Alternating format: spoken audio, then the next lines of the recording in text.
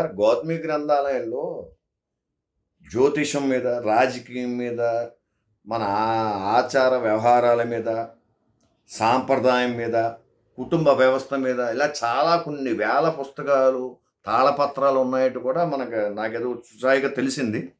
మీరు ఏ రకంగా విడగొట్టారు దాన్ని? తాళపత్రాల జోలికి మనం వెళ్ళలేదు. కారణం 437 తాళపత్రాలు ఉన్నాయి మన దగ్గర. ఎవరు రాశారండి అది ఎప్పటి నుంచో వస్తున్న పెద్దాపుర సంస్థానంలో ఉండేటువంటి తాళపత్ర గ్రంథాలని ఆయన పెద్దాపుర సంస్థానాధిపతి మనకి ప్రజెంట్ చేశారు. తాళపత్ర గ్రంథాలంటే మహాభారతం లాంటిదా? మహాభారతం అన్ని గ్రంథాలు ఉంటాయి, అన్ని కావ్యాలు ఉంటాయి, పురాణాలు ఉంటాయి, జ్యోతిషాలు వగేరాలు అన్నీ ఉంటాయి. మొత్తం 437 ఇచ్చాడు. ఇప్పుడు మనకి 17 మిగిలినాయి. అంటే శిథిలైపోగా మిగిలి 417 ఉన్నాయి. దాని గురించి మరి ఏమి మేము పుట్టుకోవడానికి అది ఆర్కియాలజీ వాళ్ళు చూడాలి తప్ప మనం చూడడానికి లేదు. కారణం ఏంటంటే తాళపత్రం అనేటప్పటికీ ఆర్కీవ్స్లోకి వెళ్తుంది. అది మనం స్కాన్ చేయొచ్చు. నేను స్కాన్ చేయడానికి ఏంటి, మళ్ళీ వాళ్ళ పర్మిషన్ తీసుకోవాలి. అందుకని ఏంటంటే ఇక్కడ గౌతమి గ్రంథాలయం పూర్తిగా పాత పత్రికలకు ప్రసిద్ధి పొందింది. ఎప్పటి నుంచి? 18వ శతాబ్దం నుంచి ఉన్నాయి పత్రికలు. ఒకసారి ఉండవల్లి అరుణ్ కుమార్ గారు వచ్చి ఒక పుస్తకం ఇచ్చారు. చూసి బిపిన్ చంద్రపాల్ గారు ఎడిటర్గా ఉన్నారు కదా అన్నాడు.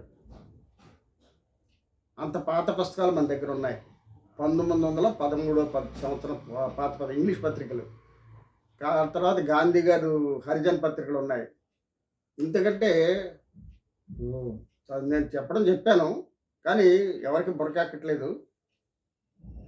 వైశ్యులకు సంబంధించినటువంటి వైశ్యులకు కోమట్లకు సంబంధించినటువంటి మ్యాగజైన్ ప్రత్యేకంగా 38 మ్యాగజైన్స్ మన దగ్గర ఉన్నాయి ఇప్పటికీ. అవన్నీ స్కాన్ చేశాను. నేను కొంతమందికి చెప్పాను, స్కాన్ చేశాను. ఇందులో కొన్ని ఎలా అంటే ఉమ్మడి మద్రాసు రాష్ట్రంలో ఉండేటువంటి జమీందారులు, కోమటి జమీందారులు, వైశ్య జమీందారులు, ఆంధ్రదేశం నుండి జమీందారులు వాళ్ళ ఫోటోలతో సహా వేశారు వాసవి అనే పత్రికతో. ఇవి ఉన్నాయి. వీటిని మీరు దానికి ఎంత అవుతుందండి? దానికి ఎంత అవుతుంది ఖర్చు? దానికి వాళ్ళు ప్రింట్ చేసుకోగలితే, అన్ని ప్రింట్ చేసుకోగలితే 15-20 లక్షలు అవుతుంది. నేను అన్నది ఎలాగ అనలేదు. అందులో సెలెక్టివ్గా కొన్ని ఇంపార్టెంట్ పత్రికలు వ్యాసాలు తీసుకుని వాటిని ఒక పుస్తకం కింద వేసినట్లయితే మళ్ళీ వైశ్య జాతి బ్రతుకుతుందయా అన్నాను. అంటే ఇది వైశ్య జాతి ఇప్పుడు బ్రతకడం లేదని కాదు.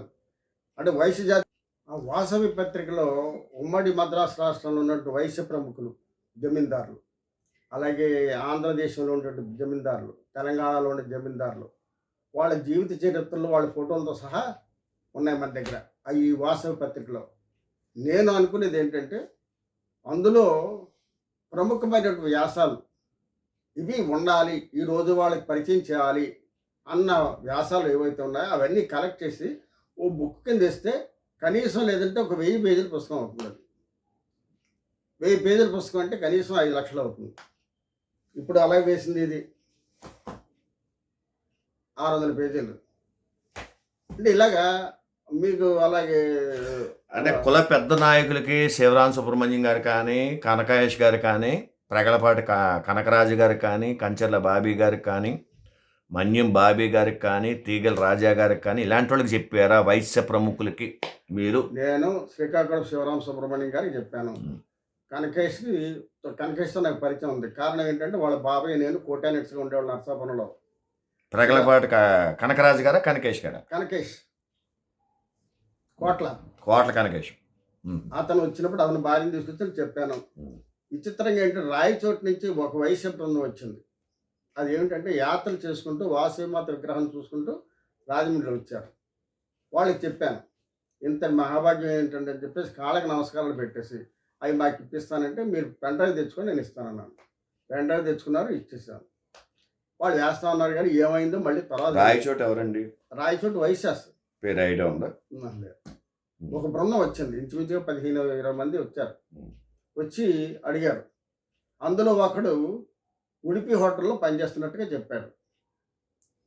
నాకు రాయచోటి సతీష్ గారు ఉన్నారు, మీకు ఇప్పుడు లైన్లో పెడతాను, నేను కనుక్కుంటాను. అంటే నేను వ్యాపార రీత్యా ఒక 7 రాష్ట్రాల petrol bunk spare part supplier. నేను ప్రతి ఊరు పెట్రోల్ బంక్ నీకు తెలుసు. మీరు ఏ ఊరు చెప్పినా నేను తెలుసు అక్కడ కనుక్కున్నాను, దాని గురించి ఇబ్బంది లేదు. కానీ మీరు పెన్ డ్రైవ్ ఇస్తే చేస్తా అంటే నేను పెన్ డ్రైవ్ రేపే తీసుకొస్తాను.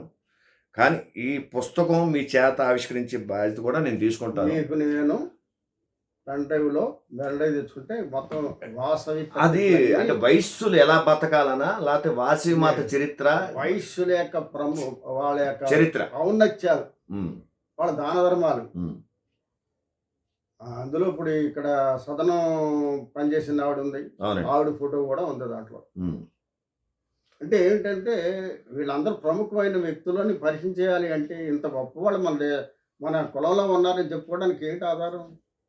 ఎంతసేపు మన ఇక్కడ ఉన్న వాళ్ళ గురించి చెప్పుకుంటాం, మీరు ఏదో మన్యం కనకరాజు. వగేరాలన్నీ చెప్పుకొస్తున్నారు. కానీ అది కాదుగా, పాతకాలపు వాళ్ళు ఎవరి పరిచయం ఉంది మీకు? ఒక విచిత్రమైనది ఏంటంటే ఉమ్, అది వైశ్య అనేది చాలామందికి తెలియదు. ఫస్ట్ డిక్షనరీ తయారు చేసింది ఆయన. ఒకసారి ఆపండి, తీసుకొస్తాను పుస్తకం.